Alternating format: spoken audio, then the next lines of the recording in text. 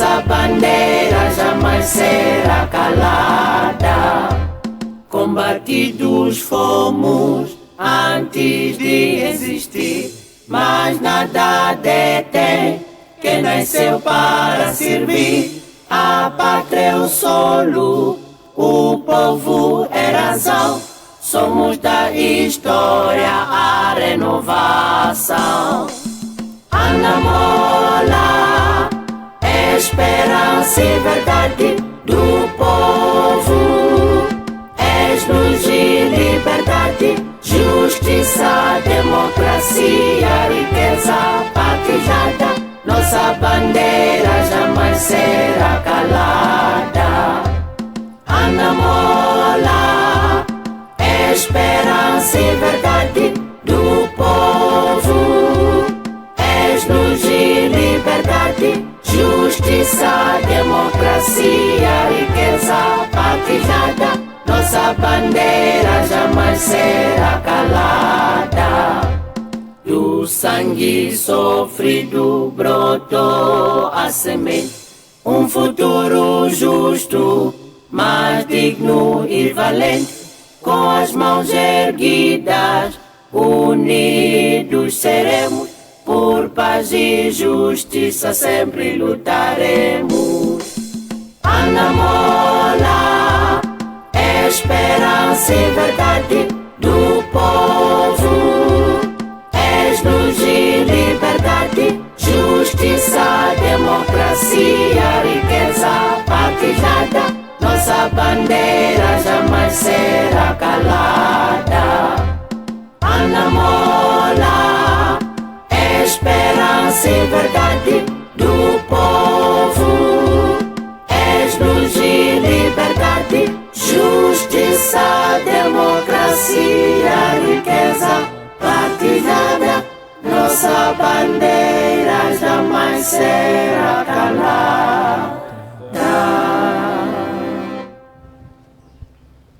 Uma forte salva de palmas.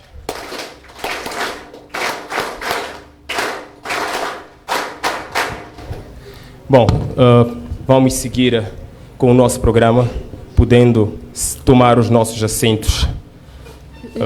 Antes do Informe à Nação, Sua Excelência Presidente do Partido, uma miúda muito talentosa que gostava de mostrar um retrato sobre a realidade da África, no qual ela explica a divisão, não é, forçada entre os negros e brancos, entre os ricos e os pobres. E ela traz este retrato justamente para poder explicar não só ao Presidente do Povo, mas a todos que nos acompanham a partir desta sala e das diversas plataformas de que a nossa sala dispõe.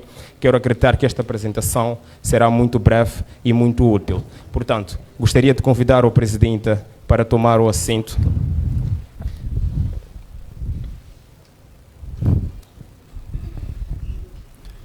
Vamos convidar Fênix. A menina Beise, por favor. Vou pedir 2 elementos do protocolo para nos ajudarem com o cartaz.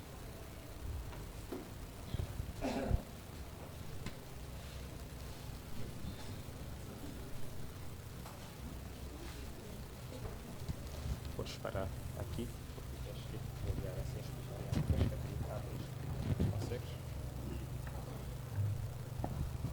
Apenas não, ela vai explicar. Ana Mola.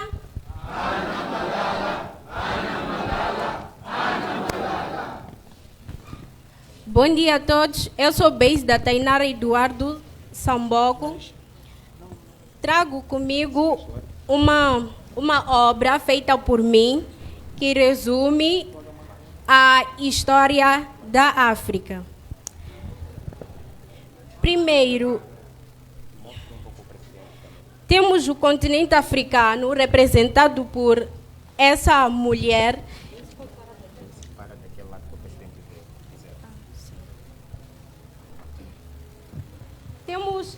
Temos essa mulher que representa o continente africano com uma lágrima no rosto que representa o sofrimento e o desespero. E, ao mesmo tempo, temos essa máscara. Essa máscara é a identidade de África, que foi tirada de si. ou seja, o seu poder, porque sem a coroa não há poder. Então, temos essa mão que representa o branco, que tenta tirar esse poder, essa identidade de África através dessa lâmina, cortando ela. Consideremos essa lâmina como o dólar. Então, o branco nos compra tirando as nossas riquezas através do dólar.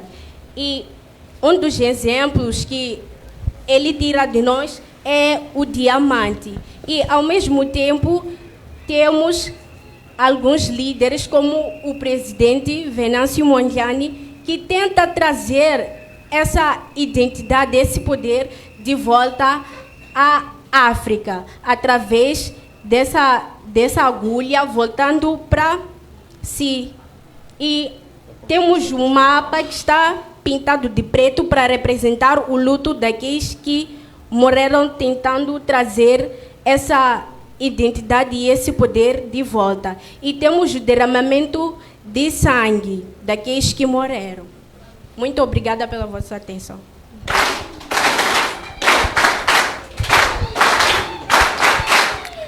Muito obrigada, Beise. Ontem, quando nos fazíamos nestas rondas pela cidade de Massinga, nós chegamos à casa da Deise.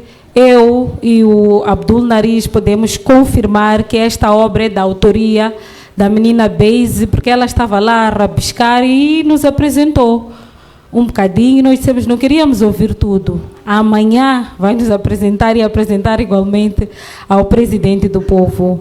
Presidente, tenha bondade, por favor. O tempo é todo seu.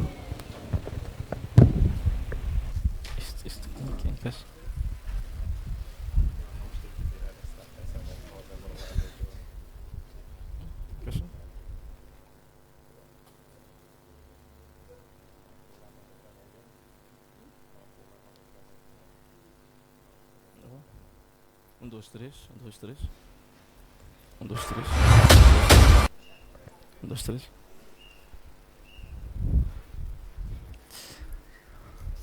Bom dia a todos. Bom dia. A produção conseguem... O som estão conseguindo ouvir bem? Conseguem ouvir? Ok.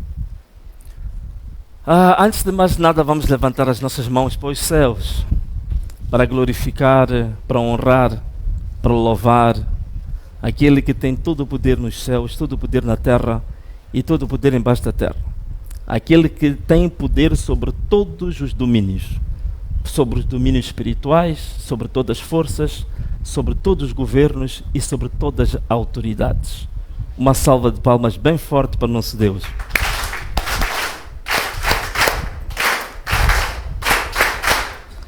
Ok, então, com Ana Mola.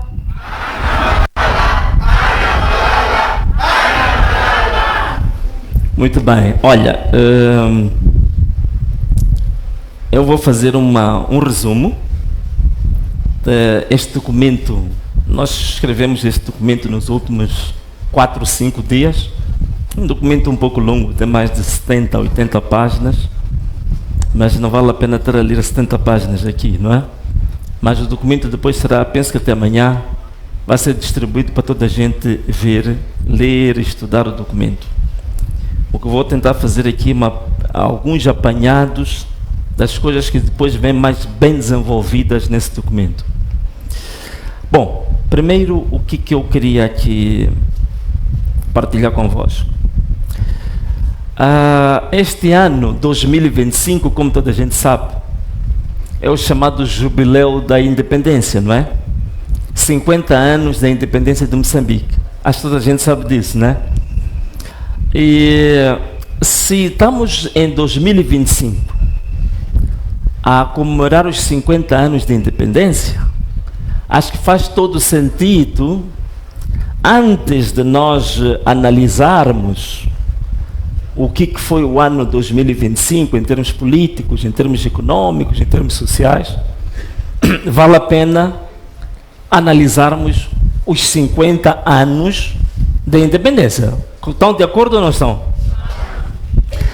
Primeira coisa que eu queria aqui partilhar convosco é que em 50 anos é possível fazer um país se erguer, fazer um país prosperar, mas também é possível fazer um país se enterrar, fazer um país se desgraçar. Vocês estão de acordo ou não estão? Então, 50 anos passaram, o que aconteceu com um país que se chama Moçambique?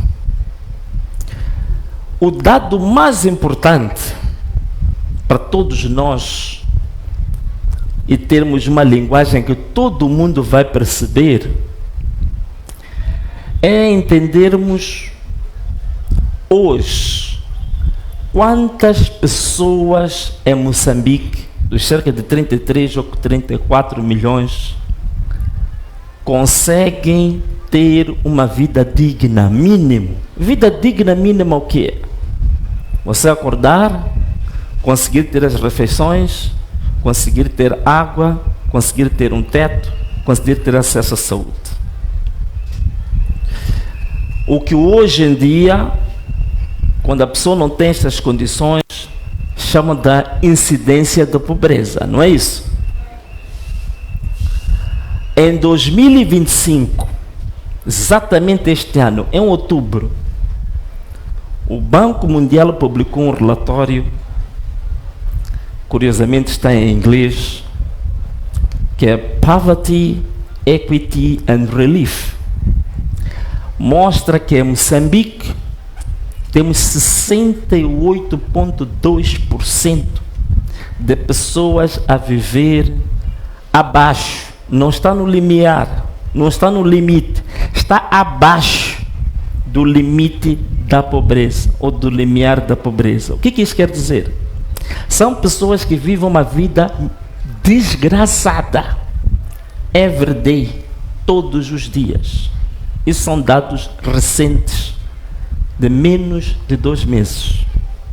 Significa, para aqueles que gostam de fazer contas, dos cerca de 34 milhões, às vezes os números variam, né? Dependendo da fonte, dos cerca de 34 milhões, você está a falar de mais ou menos mais do que 22 milhões de moçambicanos que acordam todos os dias, não sabem o que vai comer, não sabe se vai beber e nem sequer tem certeza onde é que vai pôr a sua cabeça para descansar. Isso é que é, em palavras simples, pobreza. Quando fica doente, não tem mínima condição de pagar uma consulta. Não tem capacidade absolutamente nenhuma de pagar a matrícula para a criança. É isso que está a dizer, estar abaixo do limiar da pobreza. 68% dos moçambicanos estão nessa situação. Este é o dado que acho que é mais fácil todo mundo perceber, para entendermos o que aconteceu de 1975 até 2025. Este é o primeiro dado. O segundo dado que é importante partilhar aqui convosco: 70% da população moçambicana vive do ouro, vive de transportes, vive de serviços, vive de grandes business. Vive de quê? De quê? A agricultura, não é verdade? A maior parte, 70% da população ativa em Moçambique. 70% da população ativa. População ativa está a dizer aqui que alguém tem acima de 15 anos. 70% da população ativa vive da agricultura.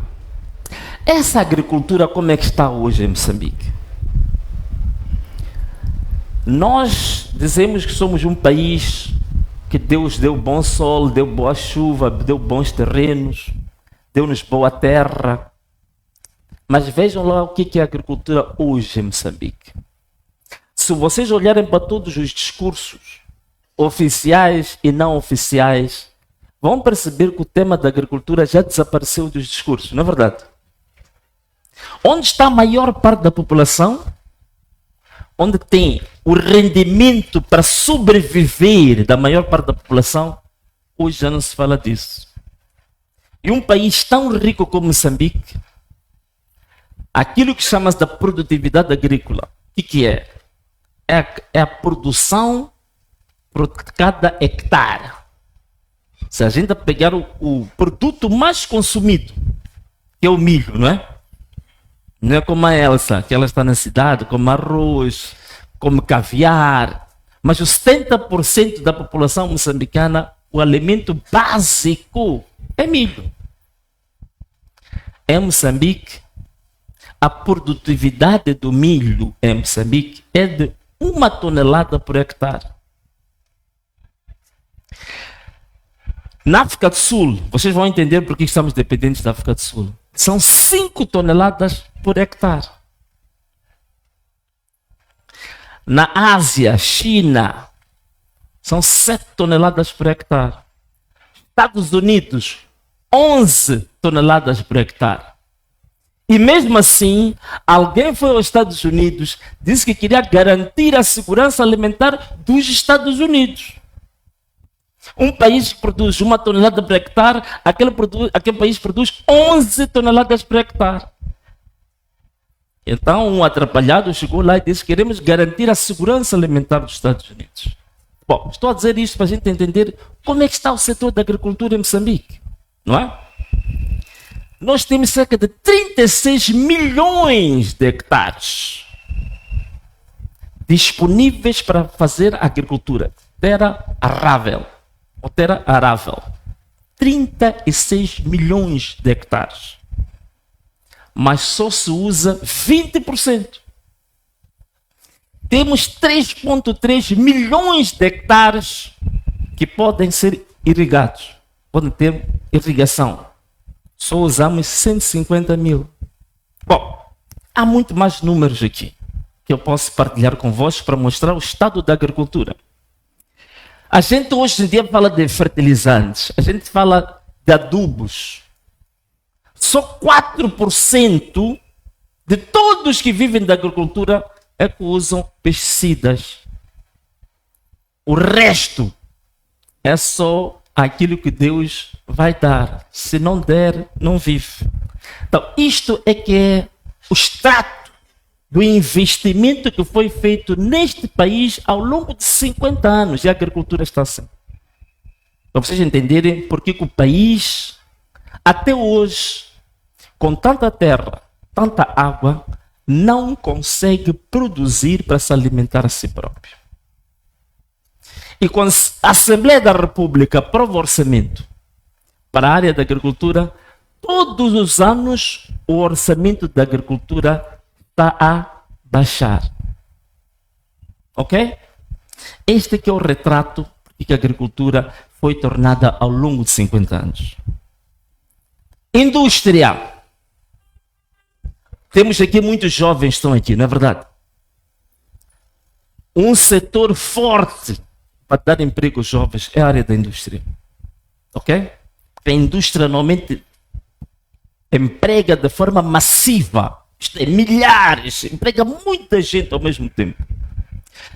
Moçambique, em 1970, nos anos 70, era o maior produtor da castanha de caju do mundo. Vocês sabiam disso ou não sabiam? Produzia cerca de 200 mil toneladas por ano e processava 200 mil toneladas em 1970. Hoje, 2025, Moçambique só consegue processar 38 mil. E países como Guiné-Bissau, que seria mais ou menos como o distrito da Macinga, já está a produzir mais que Moçambique, Bangladesh e outros paísinhos. Destruímos a indústria de caju, que era uma das maiores fontes de emprego, de rendimento para a população moçambicana. Para não falar de outras coisas também que éramos grandes. Vocês sabiam que Moçambique produzia pneus que eram usados na Fórmula 1? Sabem o que é a Fórmula 1, né? Aquela corrida de carros, né? usavam-se pneus produzidos em Moçambique, de uma indústria que se chamava-se Mabor. Não é verdade? Faliram a Mabor. Sabiam que em Moçambique nós produzíamos geleiras, não é? Havia uma indústria chamada quê? Zuid. Faliram a Zuid. Nós produzíamos aqui pratos. Hoje, nem prato o país consegue produzir um prato de vidro para o povo, para o próprio povo moçambicano. Nós fazíamos pratos, copos. Sabiam? Vocês, alguns mais velhos, conhecem essa indústria, a vidreira, não é verdade? Nós montávamos bicicletas aqui em Moçambique. Sabiam disso? Então, esta indústria toda foi escangalhada. Para vocês entenderem a razão por que hoje o desemprego é massivo. Hoje em dia, todos os anos, a taxa de crescimento de Moçambique, taxa de natalidade, é 2,5% ao ano. Significa que todos os anos, 400 mil jovens atingem a idade de começar a trabalhar e não têm emprego. Então, começa a somar, por exemplo, nos últimos 10 anos, só 10 anos, 2015 para cá, soma 450 mil, 450 mil, 450 mil, 450 para você entender quantos desempregados foram criados em Moçambique só nos últimos 10 anos. 4 milhões e 500 jovens no desemprego nos últimos 10 anos. Escangalharam toda a indústria. Toda a indústria está escangalhada. Ainda escangalharam a agricultura. Então estão a ver o exército de pessoas que todos os anos entra para o desespero. Jovens com força, com inteligência. Então, este é o cenário que tornaram este país. Não é? E depois outro tipo de serviços. Serviços de saúde. Toda a gente aqui acompanha o que acontece com o setor da saúde, né?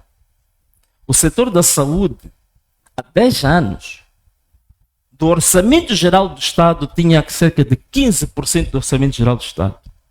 Hoje, já era pouco 15%, hoje está apenas com 8% do orçamento geral do Estado. Então não há investimento nenhum na saúde.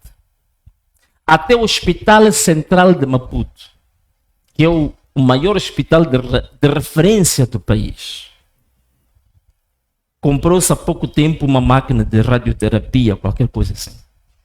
Está de uma em uma semana avariada. Viram o ministro da Saúde que foi para a Beira? Quem é da Beira que está aqui? O ministro da Saúde foi para a Beira fazer uma cirurgia, né? Uma operação, né? Viram isso, né? Sabem o que aconteceu naquele dia? As coisas que a gente não vê à frente, andam atrás das câmaras. Foi preciso fazer testes de radioterapia. Sabe o que aconteceu?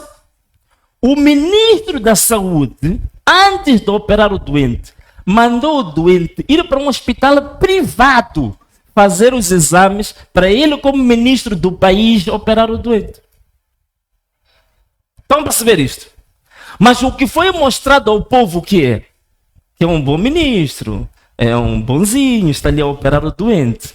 Mas os exames para fazer aquela operação foram feitos num hospital privado.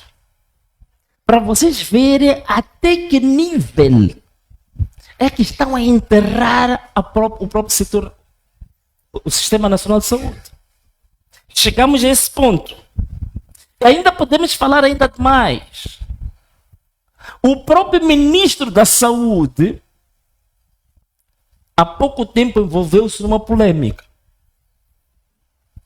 Tem lá uma empresa que prestou serviços à saúde e ganhou 2 milhões de dólares. Vocês sabiam disso? O processo está na Procuradoria. A fazer o quê? A dar braçadas na piscina. Ainda não saiu para fora. Então, este é o nível de saúde que nós temos. Este é o investimento, é aquilo que estão a tornar a nossa saúde aqui. Não é? Então, o que nós temos de fato hoje? Nós temos uma governação basicamente com extrema corrupção, e como se não bastasse da extrema corrupção, péssima governação e um governo extremamente violento. Um governo que se mantém no poder, como toda a gente sabe, a partir de eleições fraudulentas.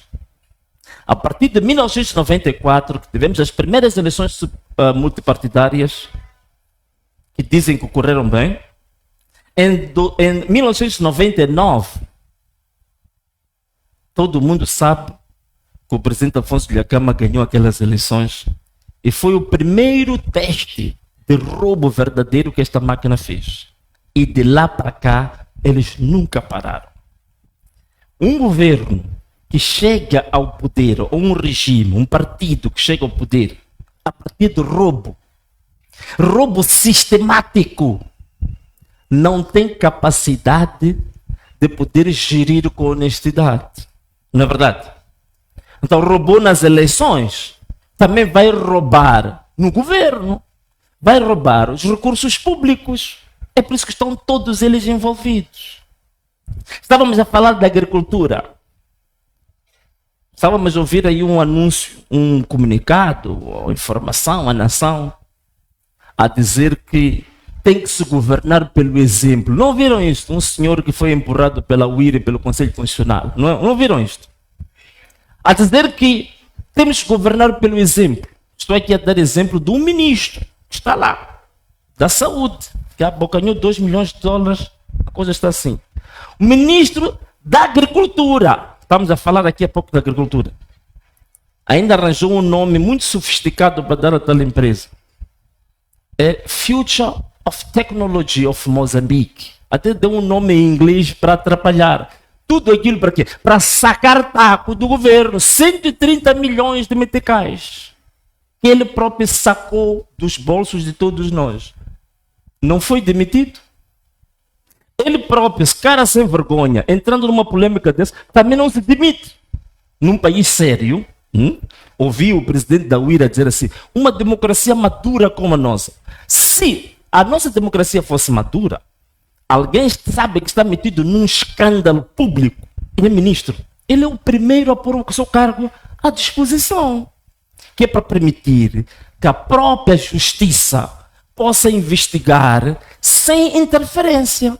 Mas até hoje está lá, não foi mexido, não foi feito nada com ele. Então, a começar aquele informe é uma fatojada.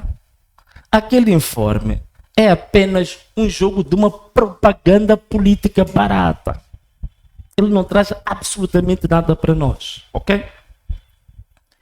Então, já falamos aqui sobre a saúde, já falamos sobre a questão da agricultura. Vocês sabem que esta questão do funcionário público, ouvimos a dizer que tem que se valorizar o funcionário público, não é? Não viram isso? Valorização do funcionário público.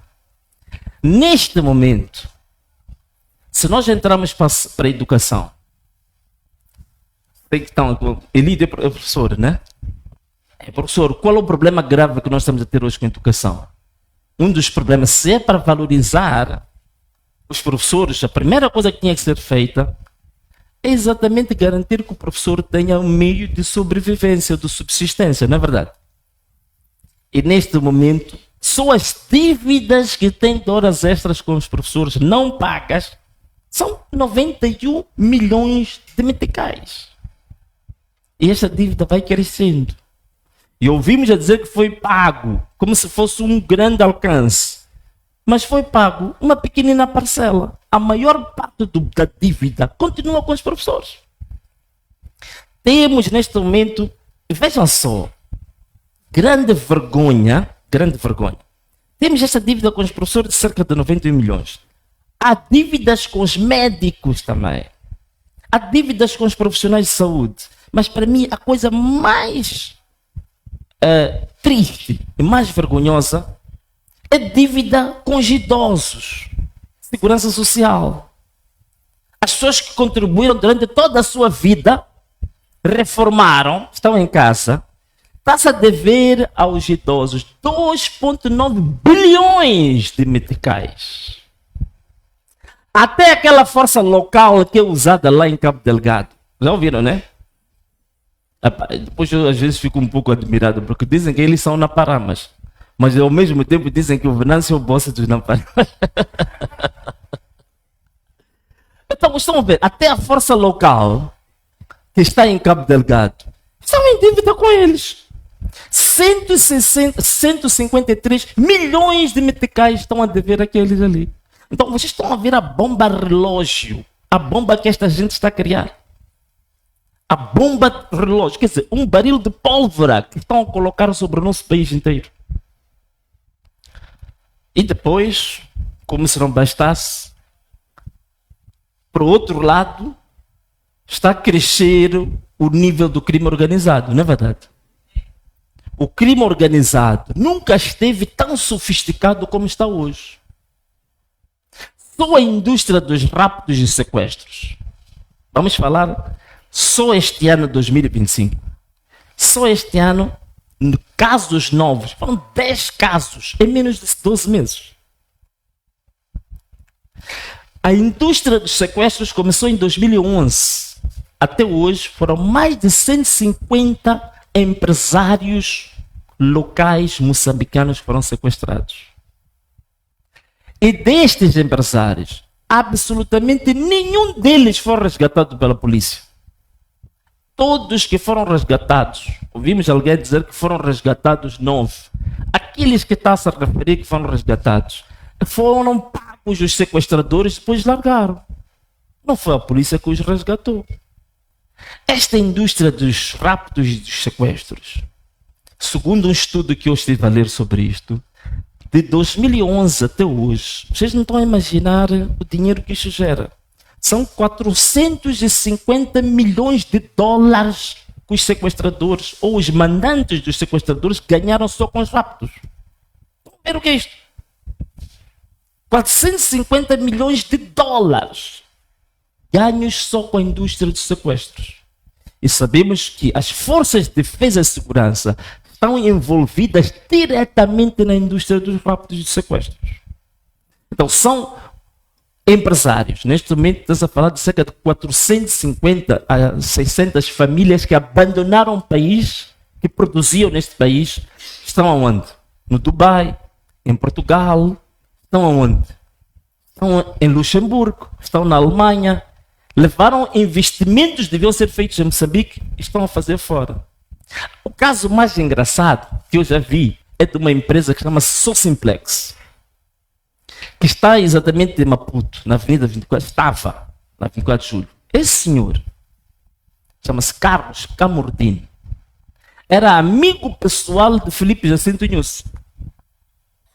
Foi sequestrado. E a família foi pedir ajuda ao amigo dele. O amigo nunca conseguiu lhe ajudar. Até que o senhor teve que pagar. Saiu. Disse que não vale a pena ficar mais em Moçambique. Foi para Portugal, deixou o empregado dele para gerir a empresa. Sequestradores, em menos de 2 meses, descobriram que o chefe não está. Deixou alguém para gerir. Sequestraram o empregado. Tiveram que fazer novo pagamento. A empresa acabou que fechou. E esse senhor levou cerca de 10 milhões de dólares. Foi investir exatamente em Portugal, num hotel de luxo. Hoje, Portugal já tem mais um ativo no turismo que era para estar onde? Em Moçambique. Hoje está em Portugal. Só para vocês entenderem o que essa indústria de raptos e sequestros está a fazer com este país. Não é? Mas também temos os esquadrões da morte, não é verdade? Estou a falar do retrato que este governo tornou este país. Temos os esquadrões da morte. Por falar nisso, ainda hoje, há pouco tempo, menos de 20 minutos, estou a receber uma mensagem do nosso coordenador de Mogovolas. Vocês viram que houve uma grande marcha, não é? Em Mogovolas, né? Em Nampula. Uma grande marcha. Foi carregado em casa, supostamente sem mandato, pela polícia. Então, a perseguição continua ao partido Anamola, a perseguição continua à oposição. Hoje, está detido no comando provincial de Nampula, nosso coordenador de Mogovolas. Então, continua a haver perseguição. Estava a ouvir alguém em plena Assembleia da República a dizer que quer se empenhar para a reconciliação nacional e inclusão. Quer dizer, você, por outro lado, está falando de inclusão, reconciliação, e atrás está a sequestrar membros da oposição e, sobretudo, do maior partido que este país já viu, que chama-se Anamola.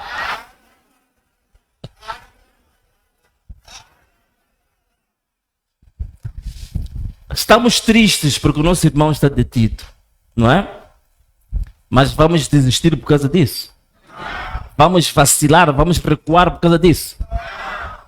Se estão preocupados com a marcha de Mogovolas, então o que vai acontecer com a marcha então da Masinga que vai acontecer hoje? Então, se já tinham secado um lado, hoje então vão secar já dois, mas no fim da marcha, acho que nem vão secar dois lados, vão secar o quê? Todo. Não é verdade isso? Com a Anamola!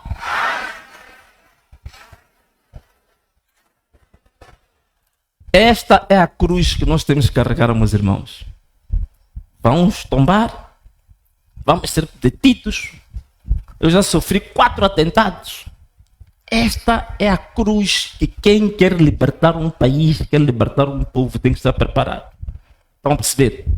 Então nós temos que estar firmes.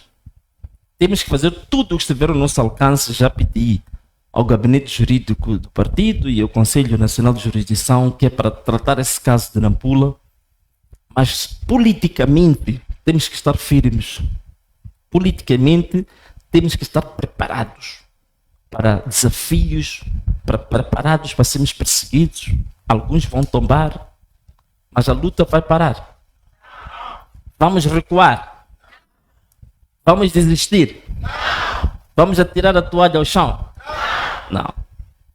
Então, caros amigos, estava aqui a falar de algumas coisas. Tráfico de drogas. Hoje, Moçambique. Bom, isto parece que desligou-se. Estou, não sei, veja lá. Isto desligou-se, pode dar um jeitinho. A não ser que vocês me arranjem uma coisa só para prender os papéis aqui. Ou talvez essa água aí, né? Essa aguita que está aí, isso pode ajudar. Tá bom, ok. Dá jeito. Então estão a ver, temos o tráfico de drogas em Moçambique. Hoje, Moçambique virou um país famoso no mundo por ter um dos maiores corredores de droga do mundo. Vocês sabiam, né? Esta costa que vocês estão a ver aqui, que passa por Inhambane, está a cerca de 3.000 quilômetros de costa, é conhecido no mundo, na literatura sobre droga, como The Heroin Coast.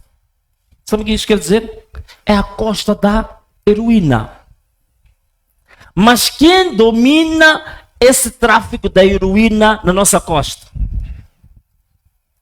É exatamente este partido que se mantém com força das armas desde 1975, não é verdade?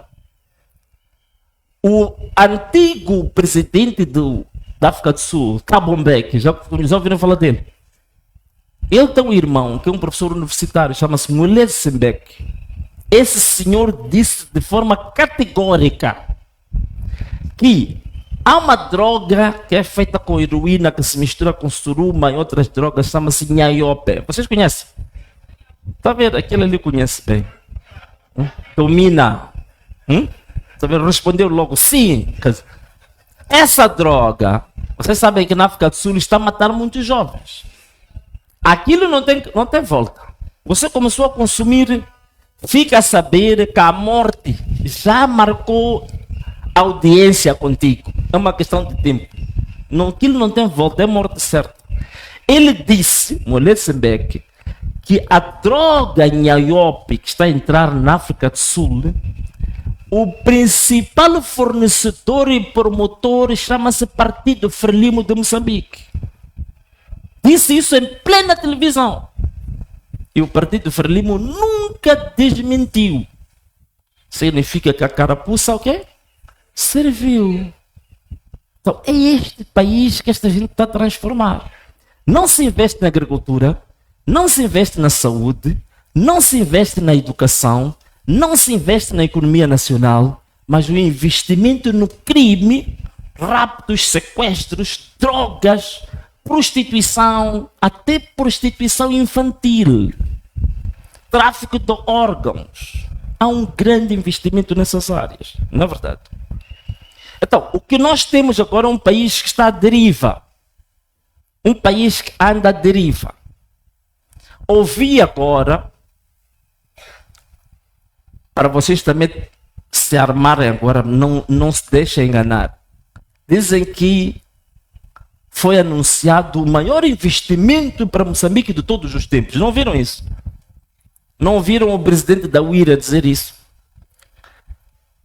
75 o quê? Bilhões de dólares, não é? Alguns podem ficar um pouco assustados, dizer, meus amigos, desses 75 bilhões de dólares, quem tem máquina de calcular aqui? Prepara lá a sua máquina de calcular, quero mandar fazer umas contas agora. 75 bilhões de dólares, né? Não é o que estão a dizer? Ok. As viagens, agora quero vos pôr aqui só para vocês fazerem umas continhas, né? Deixa lá. Vocês sabem qual é que é a estrutura do governo atual de Moçambique? Ainda bem, fiz aqui umas contas. O governo de Moçambique tem só de Secretaria de Estado 5. Conselheiros tem 6. Assessores tem 8. Ministros tem 19. Então tem 38 pessoas que trabalham com o presidente da UIR. E as 27 viagens que ele falou para o estrangeiro, sabe quanto é que custou ao todo? Faz as contas. Foram 450 milhões de meticais. Ontem o nosso gabinete de estudo estratégico estava a fazer contas. Eles nunca mostraram essas contas, mas nós descobrimos.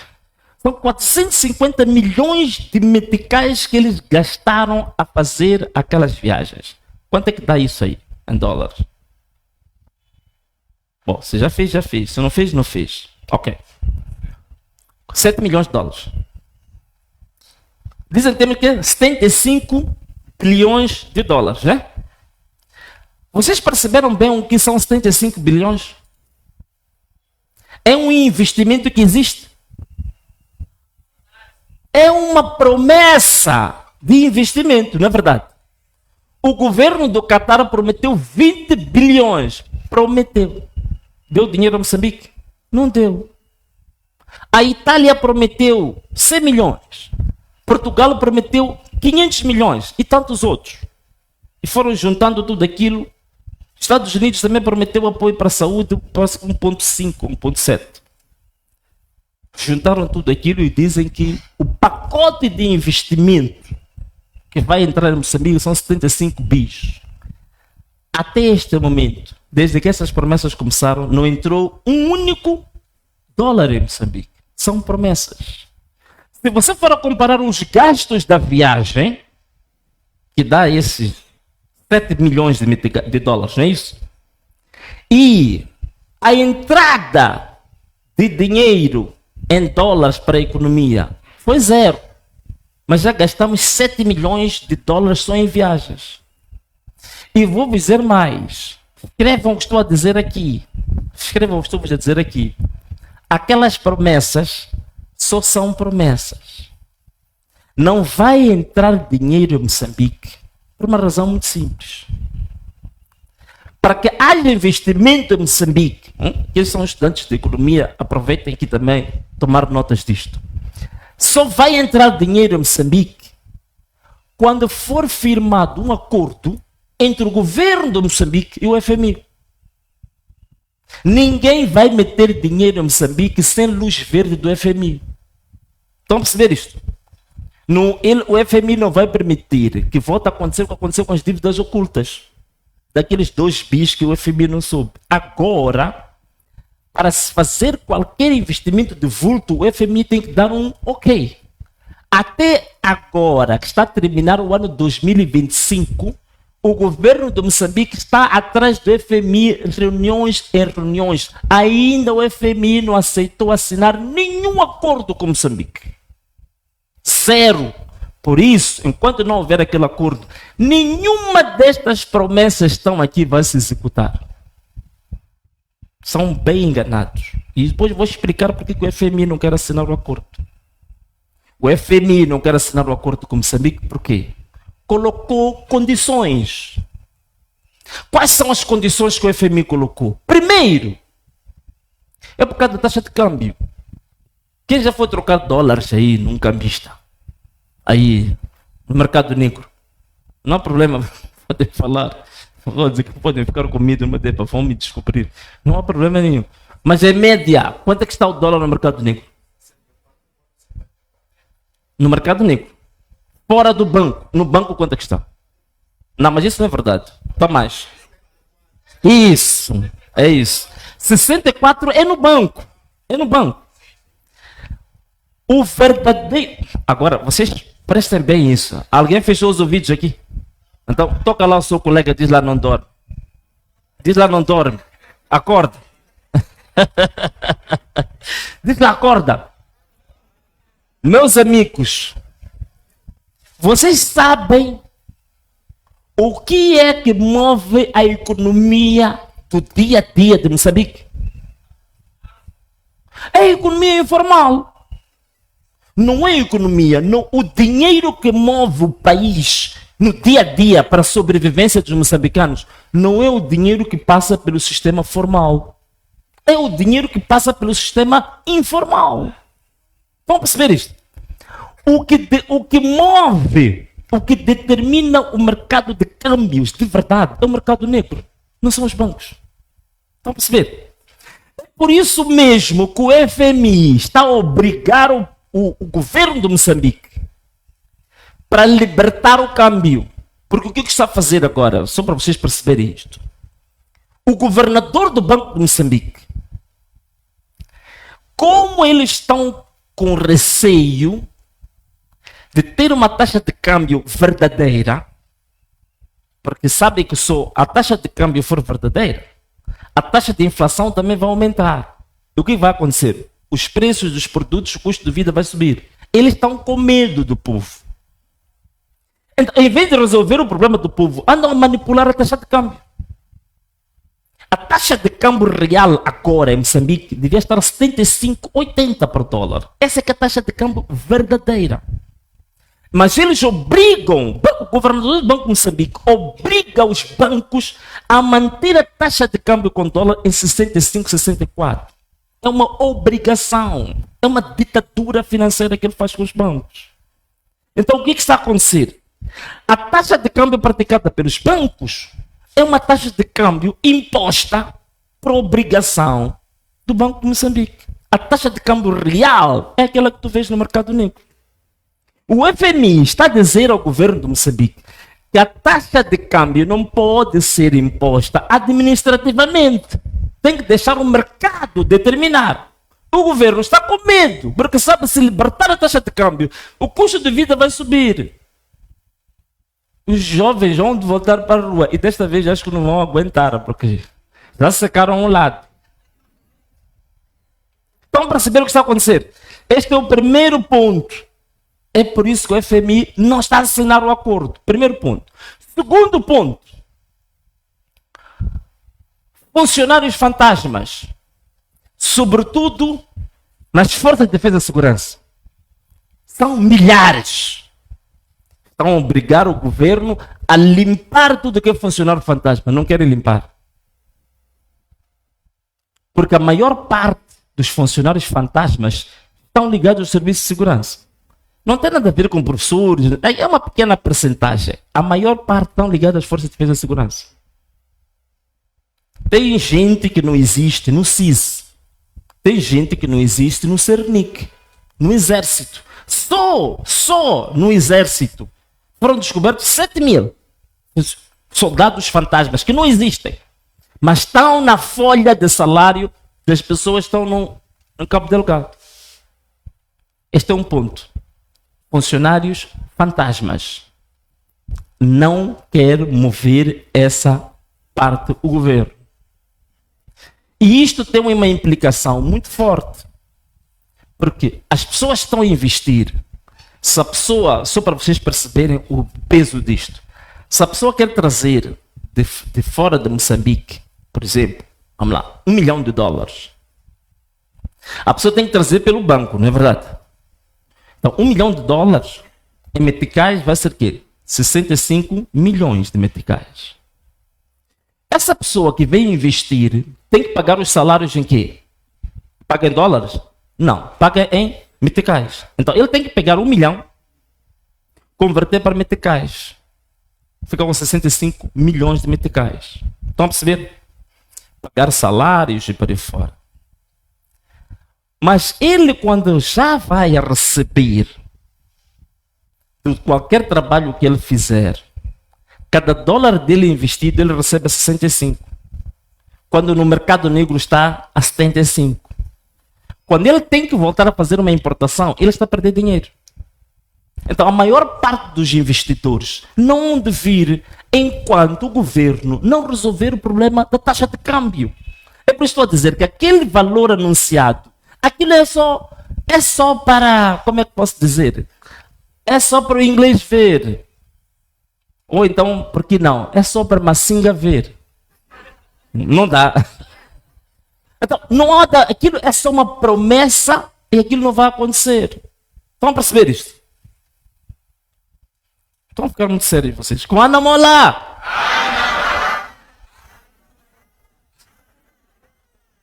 Então, é uma fantochada. Se formos a comparar o dinheiro que foi gasto com as viagens presidenciais, até hoje não tem retorno nenhum. Só vieram com um pacote de promessas para o futuro. E vão ver uma coisa. Passa a focalizar desenvolvimento de Moçambique no investimento exterior. Só em promessas que vêm de fora. Não está-se a pensar no desenvolvimento de Moçambique desenvolvendo capacidades internas do país. Não está-se a querer mudar a situação de Moçambique potenciando os empresários locais. E vejam só o que está acontecendo, por exemplo, só no setor privado da educação. Aprovaram uma nova lei do IVA que foram taxar na educação escolas privadas 5% de IVA para escolas privadas. O Sistema Nacional de Educação não consegue abarcar todas as crianças. Vocês sabem que todos os anos 1.300.000 crianças atingem a idade para ir para a escola primária, mas não tem vagas. Vocês sabem disso, não sabem? 1.300.000 todos os anos, porque o Sistema Nacional de Educação não tem capacidade. Então temos escolas comunitárias, temos escolas privadas que fazem mais ou menos o balanço. Em vez de deixar o privado na área de educação, que é para formar pessoas, para o país ser forte, vão lá, ainda foram colocar IVA lá na educação. Quer dizer, para criar mais dificuldades ainda para as escolas não poderem formar as crianças, não poderem formar os jovens moçambicanos. Vamos perceber isso? Quer dizer, você não tem capacidade de conseguir garantir educação para todos. Os privados vêm para ajudar o próprio Estado. E você põe impostos pesados sobre o Estado. Quer dizer, é como se você estivesse contra a formação da sua própria juventude, das suas próprias crianças. Só para vocês perceberem isto, como está a acontecer. A nossa população não tem capacidade de abrir uma conta bancária. Porque na conta bancária pedem declaração de rendimentos, pedem não sei o quê. O povo não consegue fazer isso. Então, as pessoas, a maior parte das pessoas que fazem transferências, fazem pelas contas digitais, né? M-Pesa, M-Mola, M-Cash.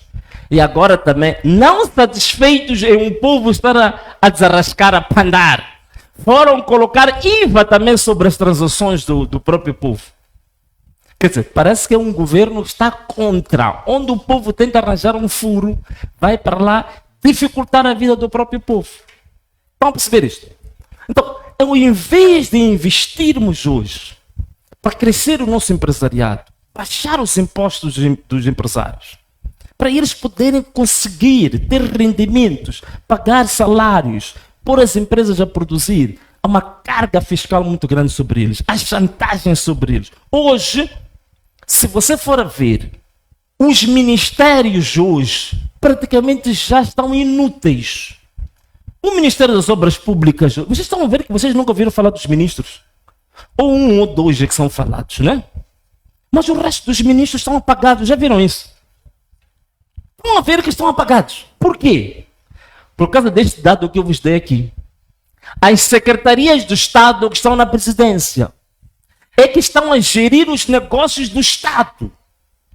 Então, a função que devia ser dos ministérios, levaram todas as competências para o gabinete do presidente da UIR. Por exemplo, tem um gabinete lá que tem a ver com de projetos, estudos estratégicos. Então, todas as boladas que estavam ligadas ao Ministério das Obras Públicas são concentradas agora na própria presidência. Presidente da UIR, estás a ver que já te apanhei, já te descobri. Não,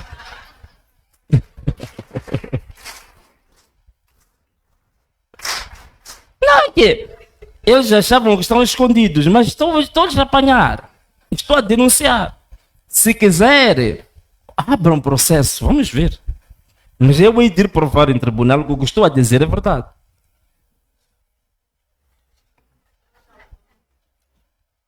Então, é isto que está a acontecer hoje.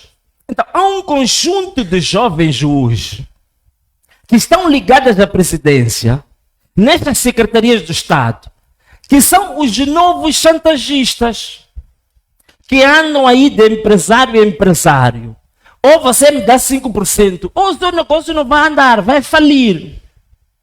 É por isso que os ministérios estão apagados. Então, estes aqui que estão lá na presidência é que estão a gerir hoje os negócios dos ministérios. E diz que quer gerir pelo exemplo, colocando nhonguistas dentro da própria presidência e a gerir os negócios do Estado. O próprio assessor que ele tem lá, ele tem um assessor ligado às telecomunicações. Foi PCA da LM. Nhongou na LM, encheu os bolsos, como devia ser. Agora é assessor, está na presidência. E ainda ele sai, vai a público e chega lá e diz que na LM há ratos, há nhonguistas, há não sei o quê. Quando ao lado dele está o assessor, que foi o primeiro rato lá na LM. Vamos perceber isso? Vocês estão a ver como é que esse país está sendo gerido? Estão a ver como está sendo gerido esse país? Assim mesmo. Agora está a dizer que temos que racionalizar os recursos do Estado. Diz que cancelamos as viaturas de luxo. Mas como é cancelar as viaturas de luxo quando o presidente da autoridade tributária mandou importar viaturas de luxo para todos os seus subordinados? 41 milhões de meticais. Onde estão a cancelar essas viaturas? Portanto, é um discurso de faz de contas. É um discurso de fachada. Na realidade, não é possível. Eu até concordo com o que disse o nosso irmão. Perdão. Já saiu o nhonguista. Então...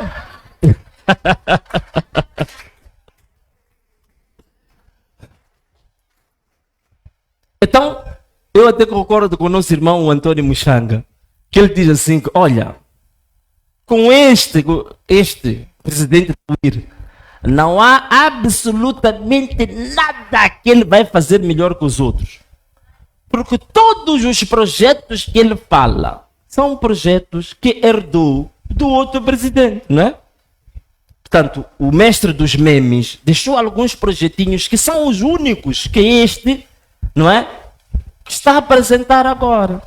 Porque não é possível, se você faz parte do sistema e você foi gerado como filho do próprio sistema de nhongas, de ladroagens, da corrupção, não é possível você nascer diferente.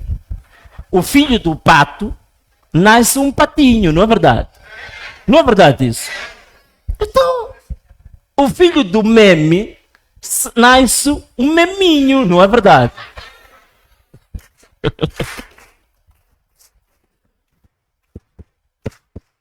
Guanamola!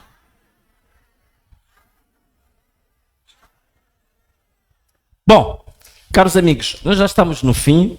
Hoje é dia para marchar, não é verdade? Mas tínhamos que fazer essa radiografia hoje daquilo que Moçambique se tornou nos últimos 50 anos, porque estamos a comemorar 50 anos de independência, e aquilo que Moçambique é hoje.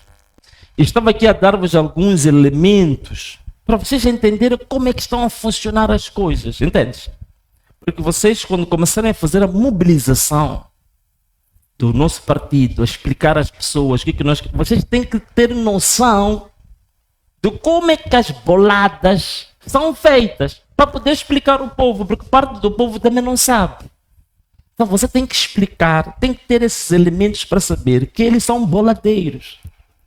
Eu tive uma vantagem, quando eu, por exemplo, falo da manipulação da taxa de câmbio, ou da taxa de inflação, tive uma vantagem. Em 2023, antes de sair do parlamento, fui o primeiro e o único deputado em toda a história do país que apresentou uma prova de que o governo manipulava sempre a taxa de inflação.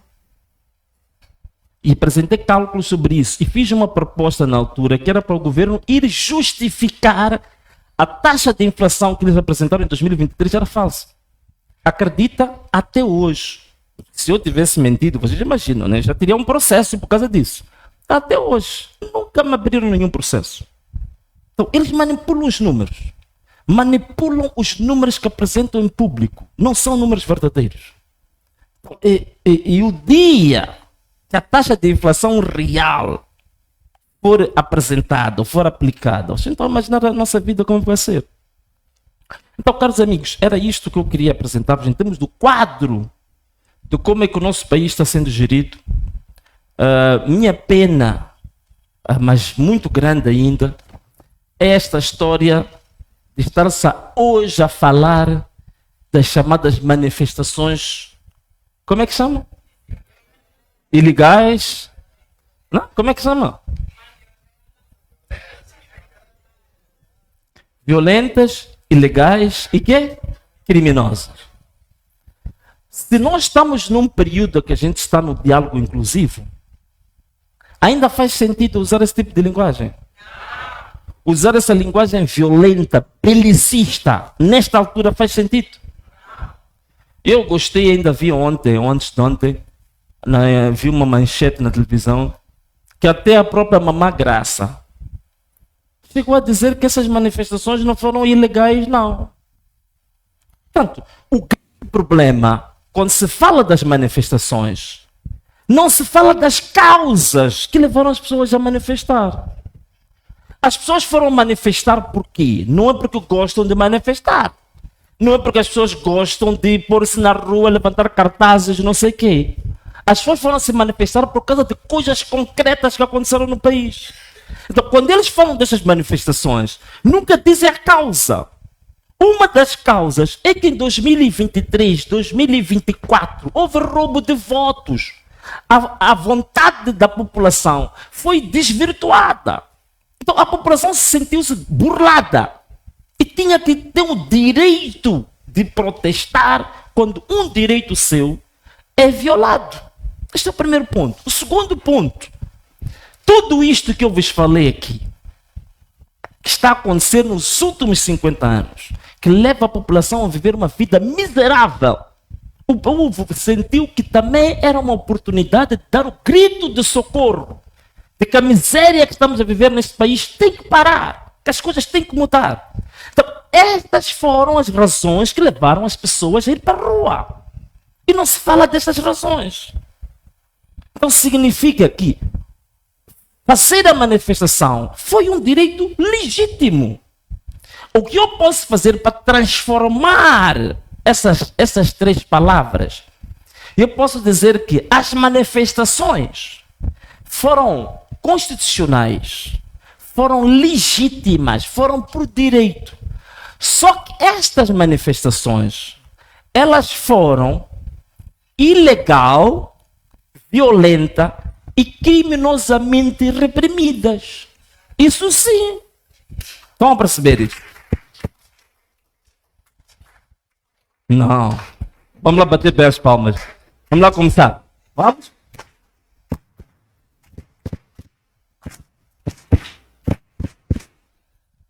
Então perceberam isto? É preciso ficar claro. O que foi violento, o que foi criminoso, foi a repressão às manifestações. As manifestações, elas foram legais, elas foram legítimas, elas tiveram causas por detrás. E essas causas que eles nunca querem resolver.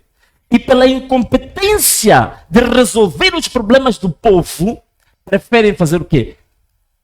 Criminalizar o povo, dar nomes ao povo, chamar nomes ao povo. E parece que não estão à vontade quando a situação está calma. É por isso que continuam a usar essas expressões, porque acho que quer recuperar aquela frase que ele usou lá em Pemba, de que quer chorar sangue do próprio povo, não é isso? Só que eu queria avisar, desta vez, o sangue que há de chorar, acho que não é do povo, há de ser de quem quer fazer chorar. Ok? Então, caros amigos, era isto que eu queria apresentar-vos, mas o problema em Moçambique não foi só um problema, eu estive a explicar aqui razões que econômicas, sociais, jurídicas, financeiras, mas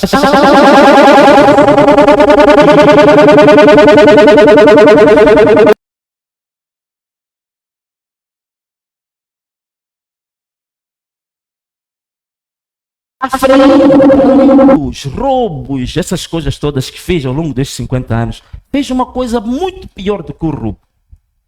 Alguém sabe o que é? Não quero imaginar. Sabe qual é a coisa pior que fez do que o roubo? O antigo presidente fez de pior para este povo. É por isso que a partir de 2024 as pessoas despertaram. Tinha colocado uma venda nos olhos das pessoas. Por quê? Por causa da destruição dos valores da sociedade.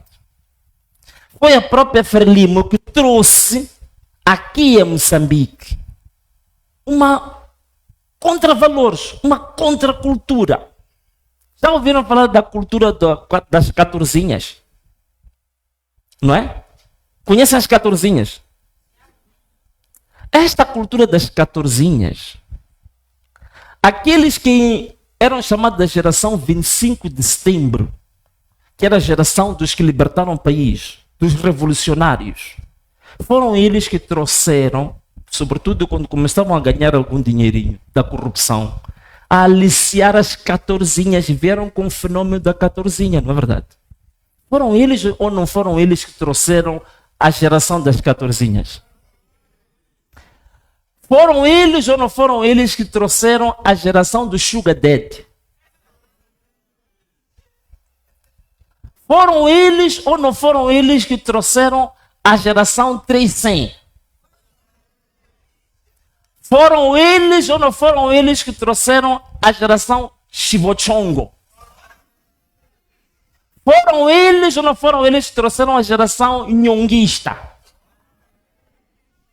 Então, podemos dizer, Kona Mola!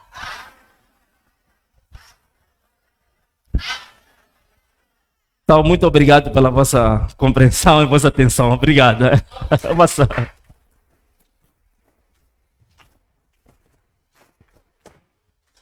Ok, então assim